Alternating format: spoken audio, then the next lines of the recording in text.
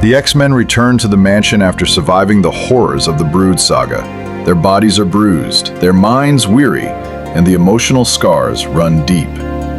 Every corner of the mansion bears the marks of their struggle: scorched walls, shattered furniture, and the lingering tension of loss.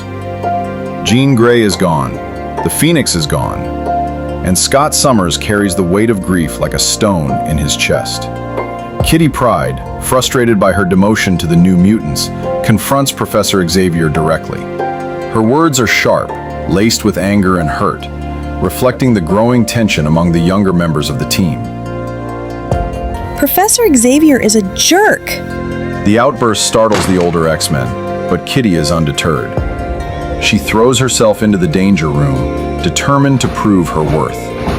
The simulation is relentless, testing her phasing abilities against energy blasts, mechanical opponents, and complex obstacles.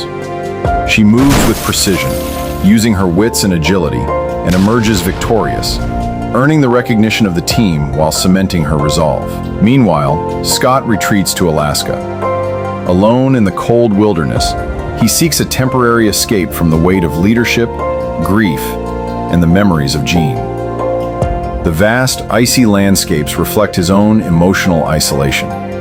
Mountains rising like the walls around his heart, snow and wind echoing the emptiness he feels.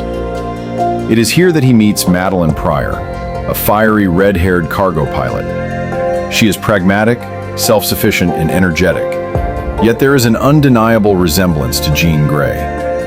Every glance, every smile triggers memories he has long tried to bury. You remind me of someone. I've heard that before. But I promise, I'm not Jean Grey. I'm just me, Scott. Scott struggles to reconcile his feelings. The resemblance is uncanny, yet there is something distinctly human, distinctly real about Madelyne. Her humor, courage, and practicality begin to thaw the ice around his heart. He finds himself laughing again, engaging in conversation that feels natural, unforced, and safe. Back at the mansion, Storm is faced with the challenge of maintaining control over the Morlocks. Kitty's abduction has stirred unrest among them, and the tension is palpable. Storm confronts Callisto in the tunnels, their powers clashing in a dramatic display of agility, strength, and psychic awareness.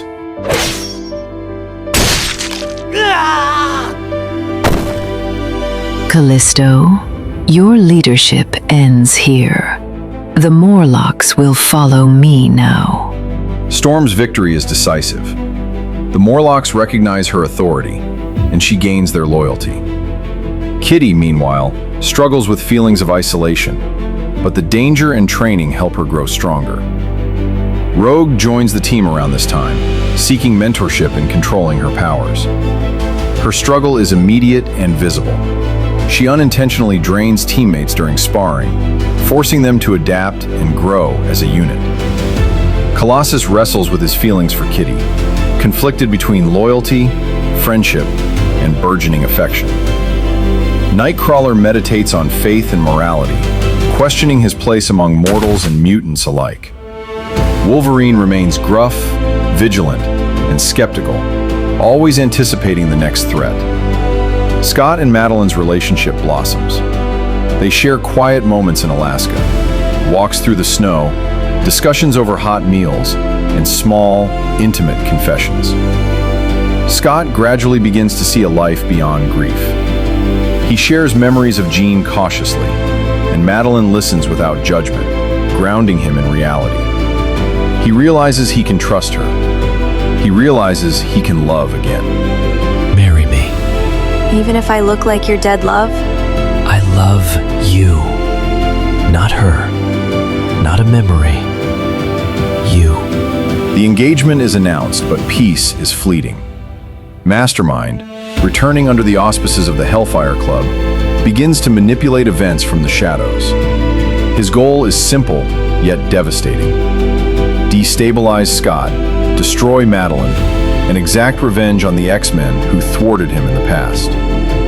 He creates psychic illusions so convincing that Madelyne appears as Dark Phoenix, wielding fiery power and threatening to consume everything Scott holds dear. The mansion becomes a stage for fear, doubt, and manipulation. The team struggles to discern reality from illusion, each member confronting their personal fears. Storm's leadership is tested to its limits as she maintains control of the Morlocks while trying to guide the X-Men through the psychic chaos. Rogue gains confidence, Colossus learns to act decisively, and Nightcrawler confronts the moral implications of Mastermind's manipulations. Wolverine anticipates danger at every turn, his instincts razor sharp, ready for confrontation.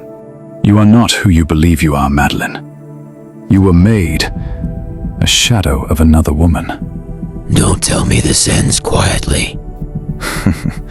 Dance for me, X-Men. Fall into your memories. Stop! This isn't Jean. You're being manipulated. She is Phoenix, and you all know what must be done. Tension rises. The team hesitates, unsure whether they're facing a friend or the rebirth of cosmic destruction. Storm steps forward. Something is wrong. This does not feel like Phoenix.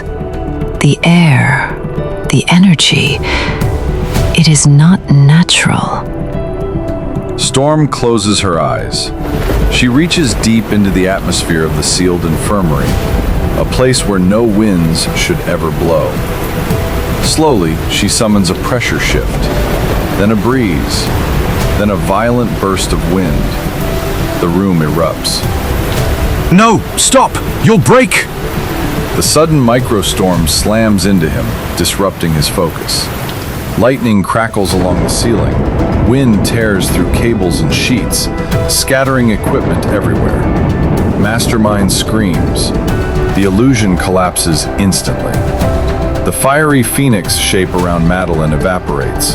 The colors drain. The heat vanishes. The false aura shatters like broken glass. Madelyne is simply Madelyne again, an unconscious human woman, gravely injured but not Phoenix. Not a goddess, not a threat. Maddie! Scott leaps to her side, taking her hand, relief overwhelming the fear that had consumed him. The X-Men, freed from the illusion, stare in shock as the truth becomes clear. We got played. Badly. None of what we saw was real. Mastermind collapses, mentally shattered by the strain of creating illusions on a Phoenix level. Soon after, Scott Summers and Madelyne Pryor marry in a small, heartfelt ceremony, surrounded by friends. No Phoenix, no illusions, no cosmic threat. Just a man and a woman choosing a future together. And so ends the saga of Uncanny X-Men number 175. Not with fire, but with clarity, truth, and a new beginning. If you enjoyed this breakdown, make sure to follow and subscribe to Quasivovo for more classic X-Men storytelling brought to life. In our next video, we dive straight into one of the darkest turning points in mutant history, the Mutant Massacre of 1986. Stay tuned. You won't want to miss it.